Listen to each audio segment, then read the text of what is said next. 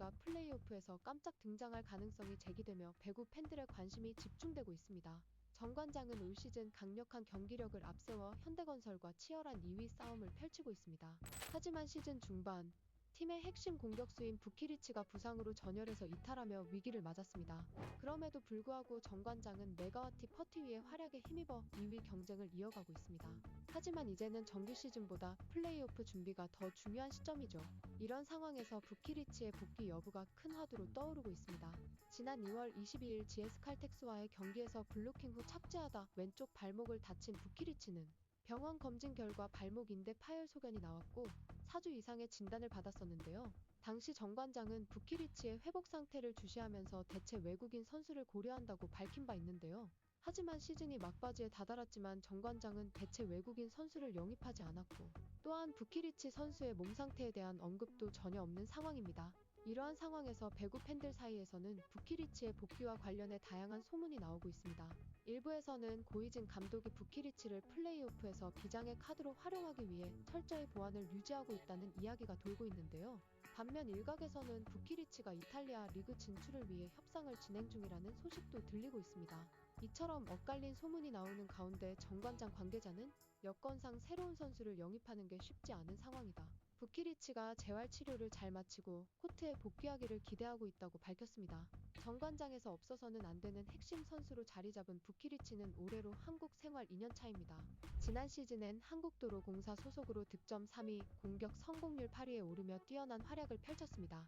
시즌 종료 후 도로공사가 부키리치와의 재계약을 포기했을 때 고이진 감독은 망설임 없이 부키리치를 선택했습니다. 외국인 선수 트라이아웃에서 2순위 지명권을 얻은 고 감독이 부키리치를 지목한 것이죠. 정관장은 이미 아포짓 스파이커 자리에 메가를 보유한 상황이었습니다. 메가는 지난 시즌 득점 7위, 공격 성공률 4위를 기록한 V리그 최고의 아포짓 스파이커 중 한 명입니다. 그럼에도 고이진 감독은 부키리치를 선택했습니다. 메가를 아포짓으로 고정시키고 부키리치에게는 보다 낯선 아웃사이드 히터 포지션을 맡긴다는 파격적인 선택이었죠. 아포짓 스파이커는 주로 오른쪽 공격을 담당하며 팀의 주득점원 역할을 맡습니다. 반면 아웃사이드 히터는 왼쪽에서 공격하며 서브 리시브까지 책임지는 포지션인데요. 일반적으로 V리그에서는 외국인 선수를 아포짓으로, 아시아쿼터 선수를 아웃사이드 히터로 기용하는 것이 일반적입니다. 하지만 고이진 감독은 메가를 아포짓으로 고정한 후 부키리치에게 리시브를 맡기는 파격적인 전략을 선택했습니다. 선수 생활 대부분을 아포짓 스파이커로 뛰었던 부키리치가 갑작스럽게 아웃사이드 히터로 전향하는 것은 큰 도전이었는데요. 신장이 198cm에 체중 89kg인 부키리치가 단기간에 리시브 능력을 익히기는 쉽지 않다는 예상이 많았습니다. 하지만 부키리치는 이런 우려를 완전히 깨뜨렸습니다.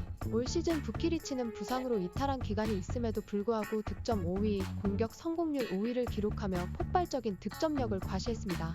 뿐만 아니라 리시브 효율에서도 7위에 오르며 새로운 포지션에서도 뛰어난 실력을 발휘했습니다. 부키리치 역시 자신의 활약에 대해 메가와 함께 양쪽 날개에서 공격을 이끌 수 있어 좋다. 득점에 대한 부담을 나눌 수 있어 훨씬 편하다고 말했습니다. 고이진 감독 역시 부키리치의 활약에 대해 극찬을 아끼지 않았습니다. 고 감독은 부키리치가 있어 우리가 원하는 전술을 할 수 있다. 너무 고맙다며 감사를 전했는데요. 이어 배구를 35년째 하고 있는데 저렇게 키가 큰 선수가 수비 재능을 뒤늦게 발견하고 경기에서 적응해내는 게 쉽지 않다. 아포짓 스파이커에서 미들 블로커 전환은 할 수 있지만 아웃사이드 히터는 다른 이야기다. 부키리치는 상당히 재능이 있는 선수라며 그의 잠재력과 경기 적응 능력을 높이 평가했습니다. 강성영 현대건설 감독 또한 부키리치의 활약에 대해 극찬했습니다. 강 감독은 컵대회에서 부키리치와 맞붙은 후 배구 천재가 등장했다고 감탄했는데요. 부키리치는 이에 대해 아웃사이드 히터로서 각도나 포지션에 대한 이해도가 아직 부족하다. 더 많이 노력하고 있다며 겸손한 모습을 보였습니다. 부키리치는 한국에 처음 왔을 때보다 움직임이 빨라졌고 강타뿐만 아니라 빈 곳을 노린 연타까지 시도하는 여유도 생겼다고 밝혔습니다. 이러한 부키리치에게는 V리그 최고의 아웃사이드 히터이자 배구 여제로 불리는 김연경이 큰 자극이 되었다고 합니다. 부키리치는 김연경 선수가 진정한 최고의 천재라고 생각한다. 그 선수의 기술을 많이 따라하고 배우고 있다고 말했습니다. 부키리치의 고국인 세르비아는 2020 도쿄올림픽에서 한국을 꺾고 동메달을 차지한 강팀입니다. 부키리치가 대표팀에서 절대적 에이스로 자리 잡지 못했던 것도 세계 최고의 아포짓으로 꼽히는 티아나 보스코비치가 버티고 있기 때문입니다. 하지만 부키리치는 보스코비치와 포지션이 겹치지 않도록 아웃사이드 히터 포지션까지 소화하며 대표팀 내 입지를 다져왔습니다. 이처럼 부키리치는 강력한 득점력과 다양한 포지션 소화 능력으로 팀에 없어서는 안 될 핵심 자원입니다. 그런 그가 부상으로 빠진 현재 정관장의 팬들은 그의 복귀를 간절히 바라고 있습니다. 정관장이 2위 싸움과 동시에 플레이오프를 준비하는 중요한 시점에서 부키리치가 깜짝 등장해 팀의 승리를 안겨줄 수 있을지 관심이 집중되고 있습니다. 만약 부키리치가 복귀에 성공한다면 고이진 감독의 비밀 병기 전략은 성공할 가능성이 높아 보입니다. 과연 정관장의 비장의 카드 부키리치는 플레이오프 무대에서 다시 날아오를 수 있을까요? 배구 팬들은 그의 복귀 소식을 애타게 기다리고 있습니다. 이상 배구도사였습니다.